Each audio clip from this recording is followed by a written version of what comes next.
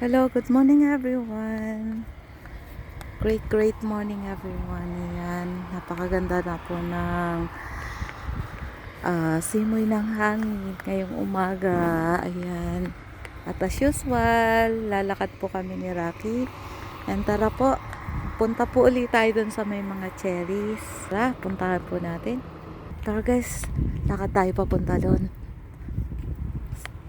Tara, puntahan po natin. And eto nga po, magpapasbay ako dito sa may mga tanim na mga blueberries. And ang cherry po nandun.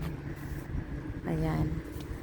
So, ito pong mga cherries po na ito pong mga blueberries po na to, libre lang ng ma'am po to. Pwede po kahit sino po na mag-harvest po dito. Ayan. So, tara. Hindi ko po alam kung meron pa, pero hopefully meron pa po. Kasi kahapon po may nag-harvest po ata. Ayan. Tara. Ito po, meron pa pong mga mangilan-ngilan po. Marami pa rin po pala eh. Ayan guys, so ang dami pa pong bunga guys, ayan. So tara, harvest po tayo mga lalabs. And atin pong kunin po natin yung mga bunga, ayan guys. Kunin po natin yan. So ito po, ang dami pa po niya oh. Guys, so ang dami.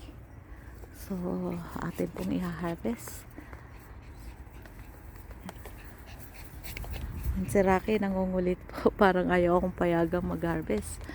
So i-harvest po natin. And marami pa rin po doon sa kabilang puno. So tara po, kasi matutuyo na po ito mga guys eh, pag hindi pa po in-harvest. Mukhang marami na pong nakapanguha po dito kahapon. So ayan, so tatry po tayong mag-harvest. At sabi ni Daddy, isi-search daw po niya kung paano po daw po ito i-preserve. Ayan, so to be honest po, hindi talaga ako marunong eh. So other kind po kasi ito ng cherries. Meron pong isang cherries na medyo may pagka dark siya, sweets po yon. So ito po medyo maasim po to ng konti. At for sure po ito po yung pinipreserve po para panglagay po. Makikita nyo nakatap siya sa mga cakes, sa mga cupcakes. So ito po yon. So napakarami rin pong bunga. Ito po sa kabila, ang dami pa rin po yung bunga dito sa kabila. So ayan guys. And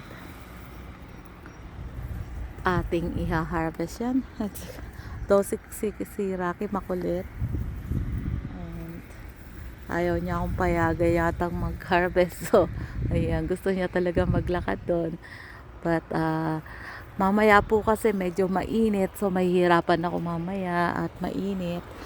So gusto ko na siyang kuhanin ngayon habang hindi pa po mainit. So ayan guys, tara, start po nating i-harvest. So ayan guys, nakauwi na po ako dito sa bahay. At eto na nga po yung mga napanguha ko po. Tatanggalin po natin sa mga maliliit na sanga. Medyo pinutol ko na po yung madami pong bunga sa maliliit po na sanga para po isang pitasan ko na lang po. At ayan po, tatanggalin po natin isa-isa po sa sanga. Kaya po ulit. So, eto na nga po pala yung aking po mga napanguha po at natanggal ko na nga po pala siya sa sanga. Ayan po, sa maliliit po na sanga at kinupit ko na nga po pala at hinugasan ko na nga rin po pala yan. At iintayin ko na lang po na madrain po. Ayan guys. So, magsa-search po muna kami kung paano po i-preserve yung pong inilalagay po siya sa mga cake. So, ayan po. At ang dami po niya mga lalabs. At ayan po. At sa susunod ko po naman ipeplex ko po siya kapag nagawa ko na po yung kung paano po siya i-preserve. Ayan guys. Salamat po sa mga sumusuporta po at nanonood po sa aking mga uploaded videos. I hope na wag po kayong magsasawa po na mag-support at magsubaybay po sa akin. Thank you so much everyone. I hope I can see you again next time on my next video. Don't forget to like, share, and subscribe. Thanks so much everyone. This is DJB. See you guys next time. I love you all. God bless you all. Mama.